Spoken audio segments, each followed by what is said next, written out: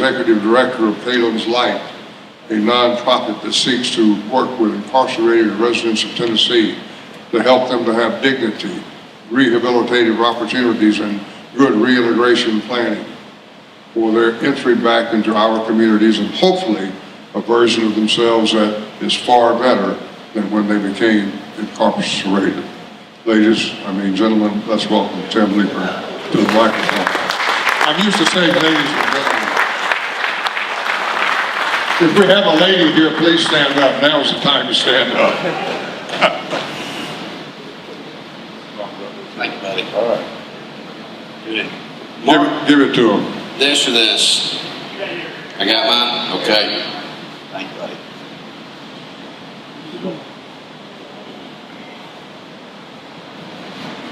Oh, thank you for that. I appreciate it, buddy. Hope and I know each other. Forgive me, guys. I've just got a few notes, and I'll keep on my phone. Keep me on track. Hope and I've known each other for a long time. We met one day at the elevator at News Channel 5. As a young business owner, I recognized him from the sports section, and I said, "Hey, Hope, I'm Tim Leeper," and he's turned around and let the elevator go, and we sit and talk for about 5 minutes, and we ended up riding up together. And again, that's been 20 years ago, and I've worked with his children's home golf tournament, and it's been a pleasure to know him. And every few months, we're good for a Waffle House date in Brentwood, Tennessee. How about today? We may do a rain check. Hope we'll do it for sure. Guys, I'm sorry if I look down like this. I had a cyst cut out yesterday. I felt like it was a small child they pulled out of the back of my neck. And if you could see my Band-Aids, which I won't show you, you'll understand that my wife was asleep when I put those on last night. Because nothing was straight. I didn't in a mirror. Well, guys, my name is Tim Leeper. I'm the owner of Tim Leeper Roofing and also Mama's Metal Roofing. That's a long story that we'll get into another time. I've made a good career in the roofing business. I've always enjoyed going to different places and meeting new people, and that's just what I did as a young man. I grew up really with my children. In essence, I was not any more ready to grow up than they were, but I didn't start the way that I thought that I would have started. Just to give you a little background. Myself, we never really went to church growing up, and so about the time that we moved from Knoxville to Ashland City, we were very poor, and we were, I don't know if any of you guys in this room ever remember having government milk or cheese or peanut butter or any of those things, but you had to mix the milk with water, and we didn't really know that we were poor growing up. We just were, and so we lived in a small house and we played baseball, and one of the families noticed that we were struggling, and they were at the local church, and so they brought us a box of food and invited us to church. And that was about the time I was in the 6th, maybe 7th grade. And it wasn't long after that we began to go steadily, and shortly thereafter I gave my heart to the Lord. And I didn't really know much about it at the time, because I always thought that I needed to write this book back in those days. It was called Now What? Because once you get to become a believer, what's next? I now know, but there wasn't a lot of discipleship. It was just kind of a church that we went to that, you became saved and then you carried on. And I tried to read my Bible. I didn't fully understand it. And so long story short, in time I fell out of church. I fell out of what relationship I did have with the Lord. And I always, good kid. Never really made a lot of trouble, but I started, after I graduated high school, a friend of mine had he was an Arkansas State running back. He had a full ride to college. His name was Jeremiah Liggett. Jeremiah just passed a couple weeks ago, but our stories, intertwined at this point in our His brother went into prison, and he had some armed robbery charges and some other charges. And so we got to listen to his brother, and he told us all what he did. And so it was a head scratcher for us. We couldn't, our brains didn't go there. We're just athletes, right? We're playing ball, and we didn't really think about anything like that. But one night, we were just kind of aimless, and I went to college for about 22 hours, and that's about the extent of what I could do. I was never a good student. I was a D and C student at best. I don't know how they graduated me. I was before No Child Left Behind, and so for whatever reason, they pushed me out the door.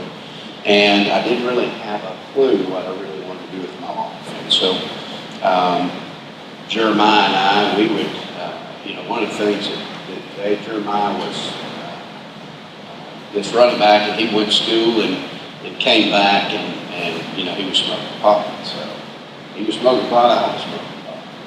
And, if you're aimless and then you add pot into that, it's just not a good recipe. There's not a lot of challenge that you lay out for yourself. And so one night we decided, not because of any other reason that most people do things, we just were young and unintelligent, but we decided we're just going to go rob the Pizza Hut right down the street.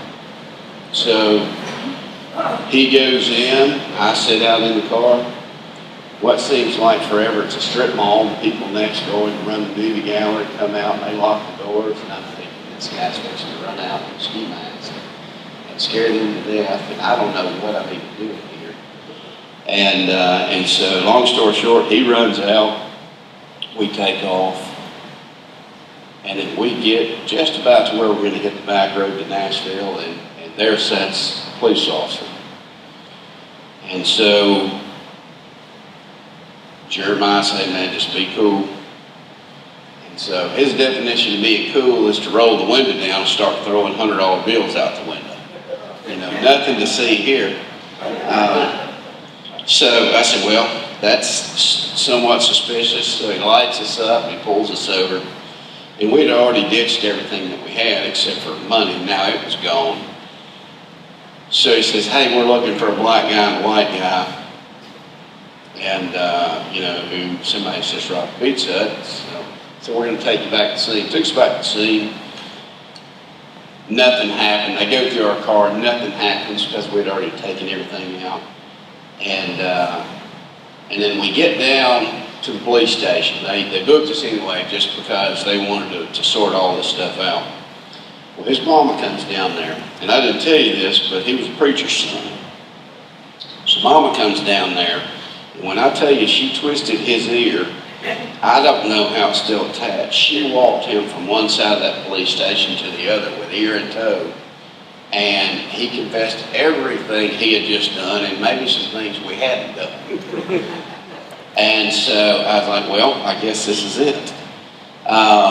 Long story short, we go in front of the judge. At this time, I am an unmarried young man, still aimless, but now scared and aimless. And I have a young lady who is pregnant with about 5 months with my son. And I think to myself, this will be fun. We're planning where we're going to go after to eat. I've already got the DA's approval that we're going to get community service, community correction, so it's going to be an intense program to where you're on the probationary period. And so the judge listens to everything, and he says, boys, you don't get to come in my town and do what you did and just think you're going to walk away with probation. And he says, I'm going to give you 8 years in the Department of Correction. He drops the hammer, and I'm in shock. I had planned on going out of the courtroom that way, but we went straight that way, underground, to the booking part of the jail. I'm now in uncharted territory. I don't know what happened. I was a believer, and they tell you that, when you're a believer, good things will happen. That's the furthest thing from the truth. That's when the devil will attack you This was not the devil attacking me. To be fair, this was stupidity. So we get downstairs, and I began to think about what my life is going to look like over the next 8 years. What does 8 years look like? Is it 8 years I'm 21 years old and I'll get out when I'm 29? You know, what does the city look like? And so they ship us off to Classification Center, which is in West Nashville. It's no longer there. In classification, you're locked down 22 hours a day. And that's where they determine whether you'll be a low classification, medium, or high security inmate. Depends on how good you act as to which type of prison you go to. So when I was there, I'm locked down. I had no money. We were still poor. Nothing changed there. I just got older. We didn't have commissary money, and so everybody else had Little Debbie's and TVs. I had Stephen King books and the Bible. And so I would read 2 Stephen King books a week. I was every religion you can think of. I was Seventh-day Adventist. I was Baptist, Church of Christ, Jehovah's Witness. I was whatever I had to be to get out of that cell. Because there's only so many push-ups you can do, and there's only so many books you can read in a week's time without going nuts. But it was about this time that I truly began to be still and listen to what God had for me. And I recall in Hebrews, God says, do not despise the chastening of the Lord, for whom the Lord loves, he corrects. And so it was in that moment that I realized that God looked at me not as illegitimate, but as his child. And he knew that I knew better to do what I did, whether or not I had discipleship right after I had become a believer. And because I knew this, I think to myself every single day, think about what you could have done with your life if you had just gone to work and not been stupid. You could have made $5 an hour and have made more in a week than what you were going to get that night. And for what? What was the purpose? A thrill? It certainly wasn't to feed a drug habit. That's what you would think. You know, somebody does something stupid, they must have a really good reason. Well, I did not. So, in all this time, I got a sentence reduction. I go from an 8-year sentence to a 7-year on paper and 1 year in. So I did a year of my life in jail, in prison, and I didn't get the opportunity to see my son born. And so when my son was born, I got Polaroids, first time I ever seen him. Colin is the one on the left. And that's Colton, my middle son, next to me there. Well, Colin was born. I did not get to see him that day, but I was scheduled to get out for work release next week. So the next week, I'm going on work release. I said, can I just go in street clothes and see my son? I was going to have, guards take me. They said, no, you can go, but it's going to be in black and white and leg irons and handcuffs. So imagine the 7th floor Baptist Hospital. For those who know what Baptist Hospital is, it's St. Thomas now, but it used to be Baptist Hospital downtown, and the 7th floor is where all the babies were born. And so I get on the elevator with 2 armed guards, and this one lady, scared to death, jumps off the elevator. She's not going to ride up with me, and I don't blame her. And so we get to the top of the 7th floor, the elevator doors open, and it's bustling hospital floor, right? You got machines going, people rustling around, papers, talking, they're moving, and then as I step off the elevator, all you hear is cha-ching, cha-ching, cha-ching, cha-ching. Everything stops. You couldn't imagine how quiet a hospital room could be, a hospital floor. And all you could hear in the moment was beep, beep. And I'm humiliated. I'm the color of his shirt. And I'm walking down through there, but it was all worth it the first time I was able to see my son and hold him. And that was my introduction to fatherhood. So, fast forward, enough about that. I got out. Well, actually, the first night I got out, It was a Sunday, but it was too late to go to church. Now, during the time that I had given my heart back to the Lord, I've been talking to my ex-wife now at the time, and I've been explaining to her this new Tim that she doesn't know, because I went in a different Tim. And I'm explaining to her over the phone. We get out, we begin going to church. The first night we get to church, I see this little lady. She says, "Honey, it is so nice to see you. You look so happy." I said, "I am. I woke up in jail this morning." And she didn't talk to me again for 6 months after that. But that's okay, because my wife became a believer within about a month or two of me getting out, because she saw the difference and the change in me. And I have tried ever since that day. This story's not about me. This is the beginning of my story. I've tried ever since that day to reconcile my life to my children, my wife, and my community. Well, as I get out, I began growing a business. Is there a starting a business slide on there, Rick? There we go. That's young me with more hair. Mark Borch knows what I mean. Hope you were there that day. I don't know if you remember this or not. This was when we had the Music City Guitar Tour. Also Mark Borch's brainchild. But I start a business. We start working. I start with used vehicles. We're bartering for everything. There's not much tax on barter, I hear. We're working hard. You know, we're making relationships, working with property managers. But I'm also raising a child during the time. Shortly after we start the business, my second child comes along, Colton. We begin going to church on a regular basis. My boys are going to church camp. My boys are going to Bible drill. We're going on vacation. I'm coaching their ball teams. Eventually in time, we learned to go snow skiing. We used to love to go fishing. Actually, me and Colin would go fishing. I would take him fishing and he would catch the fish. That was how that worked, because I was a terrible fisherman. But early on, Colin began showing troubled behavior. Do we have any Colin pictures? Sorry guys, I don't have a clicker. Early on, Colin began showing troubled behavior. Colin would, for example, go for his first day of kindergarten and then come home that afternoon and say, "Do I have to go back anymore?" He did not like school. He did not want to go to school. And the first year that he was in school, I have the guidance counselor call and say, "We should probably talk about Colin's behaviors. This is, it's problematic. He seems to be talking, or he seems to need a lot of attention." And then the next few years go by and the phone calls turn into, "Can you come in and meet with the guidance counselor?"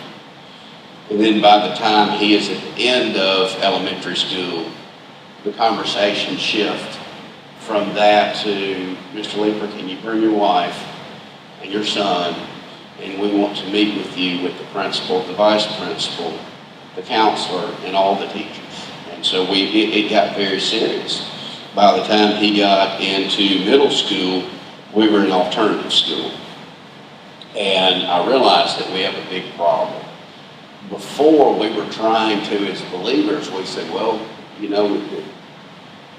going to church, we're praying, we're reading our Bible with our children, we're living, our lives, what our faith should be. And we just couldn't figure out what the disconnect was. And so we began to take Colin to psychologists to try to figure out what the disconnect is. We're showing him the way to live that is not going to give you a ton of trouble. It's going to give you an opportunity to know Christ. It's going to give you an opportunity for peace and for all the benefits, the unintended benefits that come with being a believer. Well, that just wasn't enough. And if you've ever had a wayward child, you realize that you can't outpray that. God does what God does, and He allows what He allows. And in Colin's case, Colin's just headstrong. And the psychologist told us that our son was oppositional defiant, and that also he had some ADHD qualities, and so we began trying different kinds of medication to kind of get him back in the groove where he should be. In time, the medication didn't work, and we were in front of the judge for something frivolous, but it was still something where he wasn't behaving, and the judge says, okay, I'm going to give you one more chance. But the next time you come back, I want to hear a good report. And so we made our way back, and the judge says, Mr. Leeper, what's our report? I said, well, he's not doing any better. He's not doing what he's supposed to do. He's not behaving at the house. We're giving him chances, but he's just not doing it right. And he said, son, I told you the next time you come, you need to bring your toothbrush, so I hope you brought it. He took him out of our custody, put him in state custody for about 9 months. He got Kylan's attention with that for a little bit of time. So what Kylan's MO was is he would go and he would work himself up and do things his way, kind of like we do sometimes, right? We don't want to do things the way that God wants us to do it. We want to do it our way until we get into a pretzel and we can't move. Kind of like you can't move when you go to the chiropractor and you need some relief, right? Well, that was Kylan's situation. He would make bad decisions, get to the place where he needed relief, and then he would get relief, and then he would do it again. It was a pattern. And so I've never seen anybody, I used to tell them, I said, son, I've never seen anybody that would go hard as they can, hit rock bottom, and then pull out a jackhammer, because you're not done. But that was him. And so there came a time where Kylan gets on the radar of the judicial system. He goes into jail.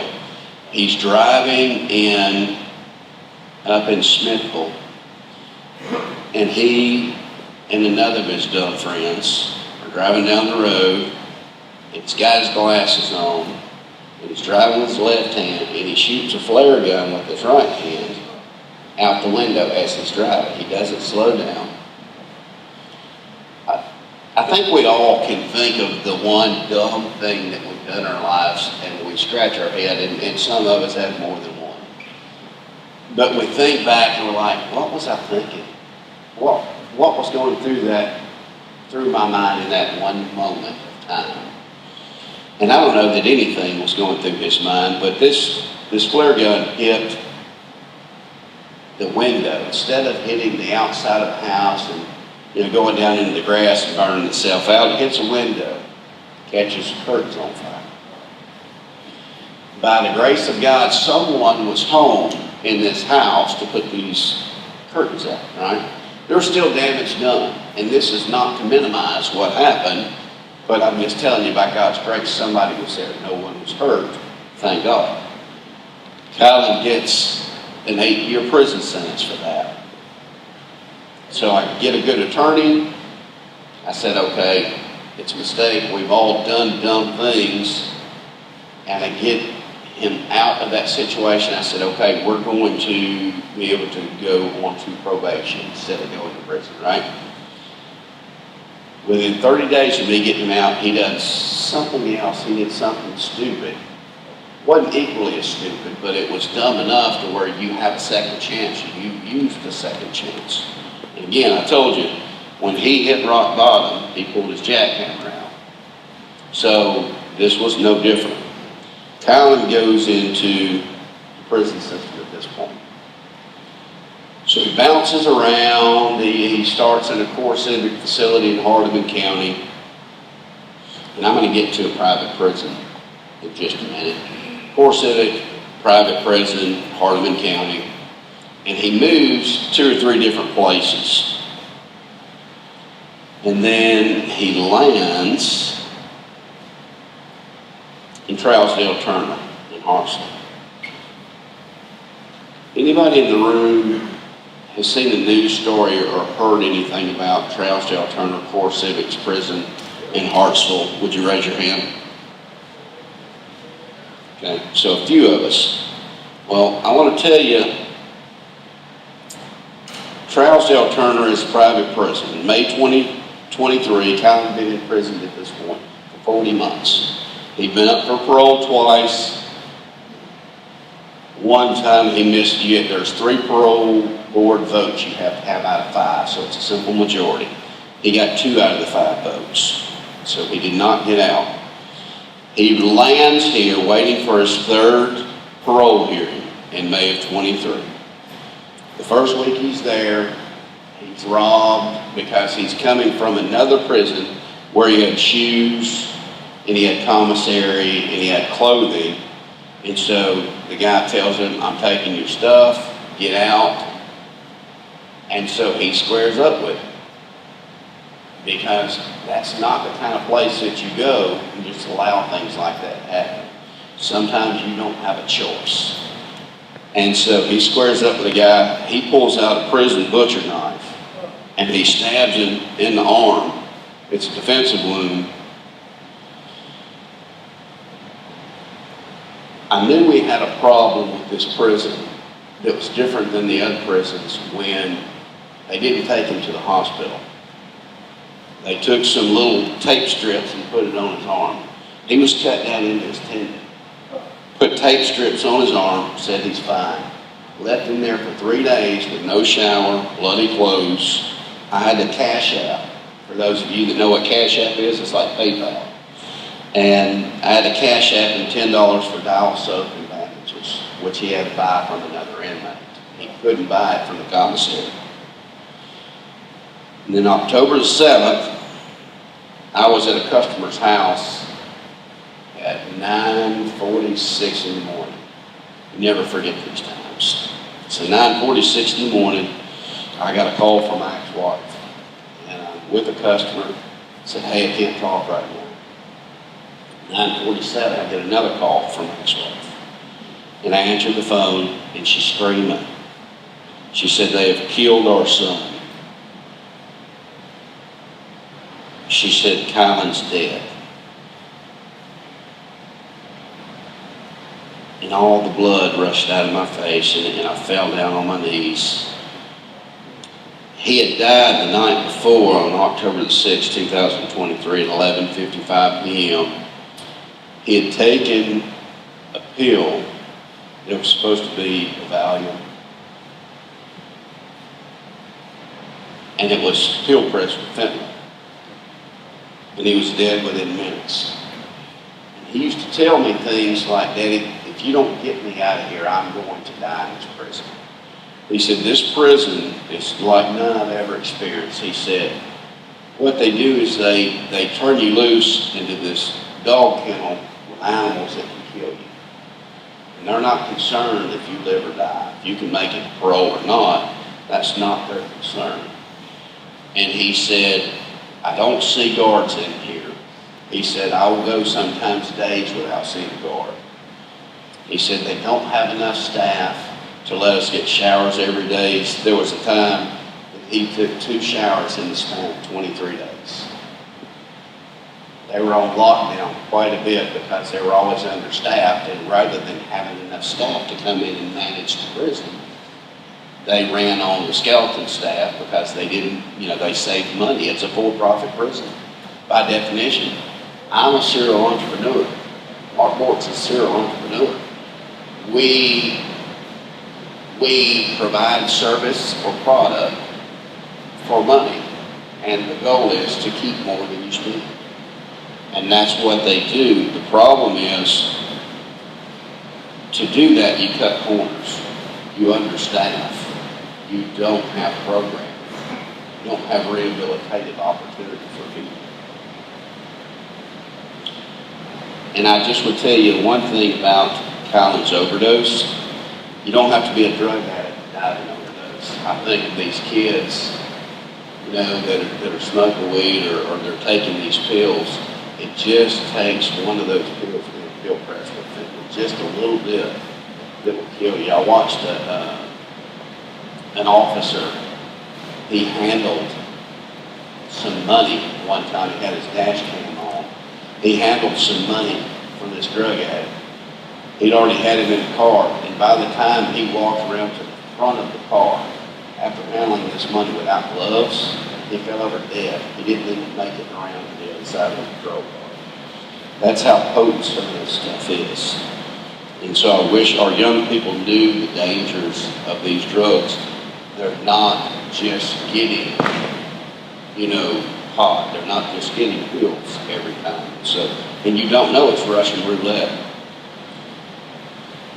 But Colin's death sent me on a mission to help those men who were left behind in these vicious prisons.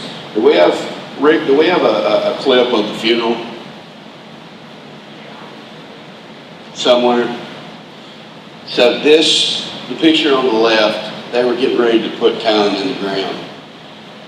And I remember stopping my friend Jason. He's actually family with my ex-wife, but I remember stopping him, and I needed one more time. And so I just went to the casket and I put both hands on it. And it was in that moment that I connected, in a sense, with the men that were still in these prisons. It was in that moment that I realized all the things that my son had told me about that prison, how difficult it was, how hard it was to be unaffiliated in prison and to navigate prison politics. And he had to fight a couple of times. He had to, he was stabbed once. He was hit with other things, and he had to manage. But he did it, because I told him, you do not go into prison and affiliate, because that will follow you back to the house. And I'm not. I said, if you do that, you'll deal with it. So don't. And I never realized how much trouble and how hard that was to not be affiliated in prison and try to survive a prison sentence, because prison is different now than it was 20 years ago when I was there, or 30 years ago almost. But I want to tell you a couple of things today about prison. When I put my hands on that casket, I identified with those men because I heard my son's voice in his 10th grade education say, "Daddy, you know people, and you can help them. I'm okay." My son was a believer. And one of the things he told me about 2 months before he died is he said, "Daddy, this place is the worst thing I've ever seen." He said, "I've never been anywhere like this." He said, "The hearts and the souls of these men are black." And he said, "These people don't know God. These people will not be in heaven." He said, "These people don't know anything about Jesus." And he said, "Dad, I don't even think God's here." And I realized that I'd raised my child. We talked about God all the time when I talked to him every day. But this is what I realized, and you men will understand this. Darkness can't call out darkness. How could he call out darkness if he wasn't already in the light? And so he'd been raised to know who Jesus was. And the Bible says that raise up a child, in God's ways, and he will return to that. That's Tim's paraphrase. And so my son never left that. He always had that with him. And that's what got him through, and that's what carried him in those dark days. But this began my mission to look into private prisons. In private prisons, they have 3 to 4 times the prison mortality rates of the national average. The national average is 330 prison deaths for every 100,000 inmates. And you take and you do the math on the number of inmates that they have, and they're 3 to 4 times the prison mortality rate. They have high incidents of rapes, murder, violence, extortion. They're extorting these families of weaker inmates because they know that they can. That you have sheep and wolves in there, and you're a sheep or a wolf, and you're nowhere in between. But here's the problem with that, guys. Our prison system requires the sheep to either become wolves or die. That's what it's doing. It is turning these young offenders, non-violent, non-sexual, they're all being thrown into a mixing bowl. And they're asked to assimilate or die. Rather than assimilate into rehabilitative opportunity where we're getting life skills and coping skills, we're asked to be assimilating into violence. When my son arrived at Trailsdale Turner, they told him if he did not have a prison butcher by the end of the day, He needs to buy one or make one because he will need it. We found out that the first week. These prisons that we have allowed our state to come in, it sounds really good. I'm an entrepreneur, guys. Many of you in the room are entrepreneurs. It sounds good to say we can do something for less cost, but the problem is a for-profit prison model is counterintuitive to rehabilitation. Why would I spend money on rehabilitation when my shareholders are over here with their hands out?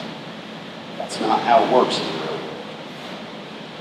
So I realize that these private prisons, they're desensitized to death and human suffering. They have affiliated gang members that are prison guards at some of these places. They really do have an open-air drug market. If anything that you've heard about the prison at Trousdale that's under federal DOJ investigation right now, it's worse than you think it is. I've got stories that I would not tell to groups like this because you can't unhear the things that I've heard. The things that I have heard about this prison and the events that go on inside these walls will turn your stomach. And you can't imagine that that would happen in real life. You could only think that that would happen in the movies, like in Shawshank Redemption, but that's not accurate. And so what's happened is we've put this money from the state into privatization to manage the prison population. We haven't built a prison in a couple of decades now. Our average prison in the state is over 37 years old. The older your buildings are, the more they cost to take care of. But when you have a finite amount of buildings, you just continue to push people off into that privatization because it's easier. You kick the can down the road. We're not worried about what happens to these inmates because they are less than. They are throwaways of society. And some of these people are in there for violation of probation. Some of these people are in there for stealing catalytic converters. Some of these, and I'm not minimizing it, guys. There's people in there that are monsters. There's men in these prisons that should never walk among us, ever. But that's not everybody in these prisons. Not everybody's a violent rapist or murderer. There's many people in these prisons that we could catch and we could rehabilitate. We could give opportunities. We could teach forgiveness therapy, which is actually evidence-based program from the University of Wisconsin-Madison. They've used these programs and they've worked. We could do some of these life skills and coping skill classes. We could do impulse control, cognitive behavioral therapy.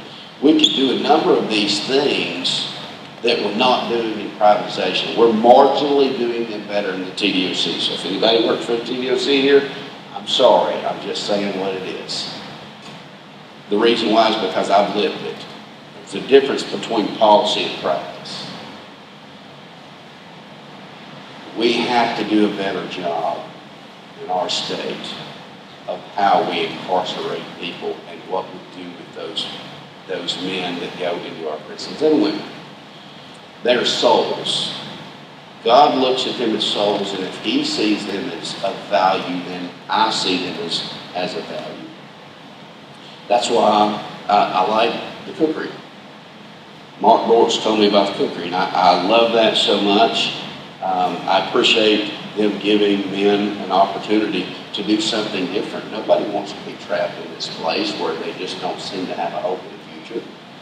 I love organizations like that, and when I serve on boards like the Wilson County Help Center because I want to give back to people that need the help. I'm not interested in serving on the Chamber of Commerce, and if anybody's on the Chamber of Commerce, don't throw stuff at me. I'm just saying that's me. I want to work with the least of these, that God talks about. That's just my desire. I've been involved with Tennessee Baptist Children's Home for a number of years, even before I met Hope. And I love those stories because I feel like that God has this picture of redemption that he can utilize. And so if we take out the rehabilitation and we take out the hope and these places become hopeless, the Bible says that hope deferred makes the heart sick. So if we take hope out of the equation, and we don't allow for God's redemption in our prison system, we're failing these people. They're already in a low place in their lives, right?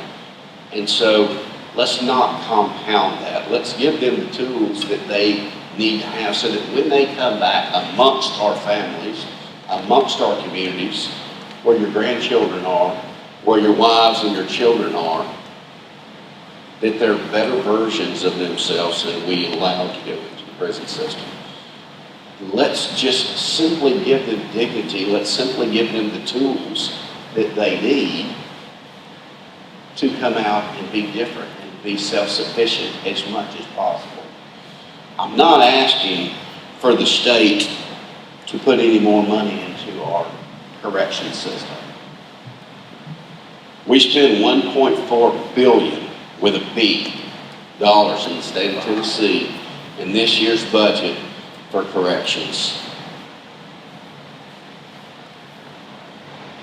That's unreasonable to spend that kind of money. And so what I have done is I began to talk to gubernatorial candidates in the state of Tennessee, because it's going to take a governor who has a full 8 years in front of him to make a corrective change.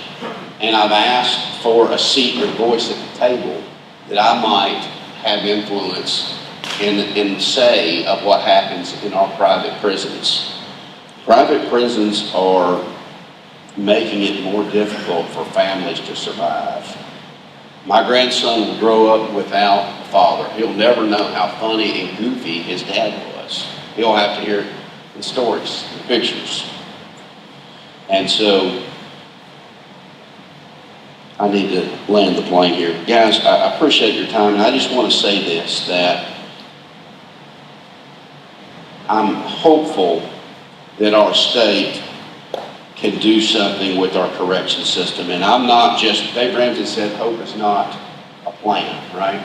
So I'm not just going to hope it into existence, I'm going to pray it into existence. I'm speaking with legislators. We've got legislation passed for death accountability. But even that's not enough. We have to continue having those conversations with our legislators, our state senators, and our state representatives, and sharing with them that privatization in our state has run its course. There's enough lives that have been stolen, and enough families that will grow up without fathers and husbands because of the poor performance that they've had. And so all we're doing is just trading money at this point.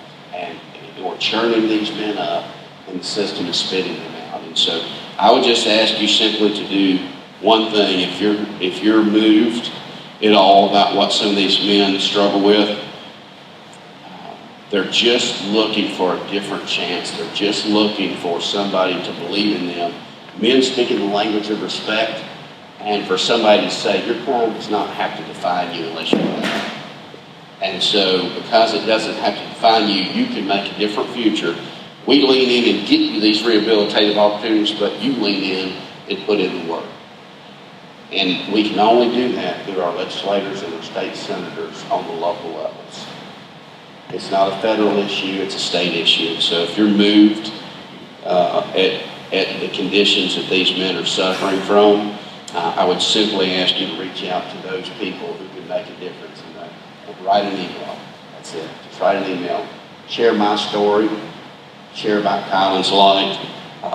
And tag me in there if you like to. I've got some cards in the back with my information on them and Kylan's Light. Men, I thank you for your time today. It's a Saturday. We've all got things to do. So I'm grateful.